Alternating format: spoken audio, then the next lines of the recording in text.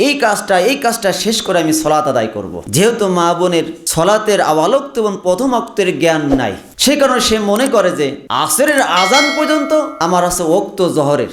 এই জন্য ওই ব্যক্তি বা ওই মেয়েটা ভাবে যে আসের তো আজান হয়নি, এখনো জহর পড়া যাবে। কিন্তু আমাদের সমাজে আসরের অনেক আগেই ওক্ত শেষ হয়ে যায়, এটা আমাদের সমাজের জ্ঞান নাই। এদের সময়ের জ্ঞান না থাকার কারণে একজন মানুষ সলাত আদায় করছে, তারপরও তার সলাতটা বাতিল হয়ে যাচ্ছে। এজন্য সময়ের জ্ঞানটা অত্যন্ত প্রত্যেক মানুষকে জানতে হবে। প্রত্যেক পাঁচ ওয়াক্ত সলাতের আওয়ালক্ত এবং শেষোক্ত, দুই প্রান্ত, প্রথম এবং শেষ, এটা তাকে জানতে হবে, তাকে সলাত আদায় করতে হলে। না হলে তার অজান্তে সে সলাতের সময়টাকে পার করে ফেলবে। নির্ধারিত সময়ে সলাত আদায় করা আল্লাহ সুবহানাহু ওয়া তাআলার নিকট সর্বোত্তম আমল এবং পছন্দনীয়। আল্লাহর কাছে যত আমল রয়েছে তার মধ্যে নির্ধারিত সময়ে পাঁচ ওয়াক্ত সলাত আদায় করা আল্লাহর নিকট অত্যাধিক পছন্দনীয় একটি ইবাদত।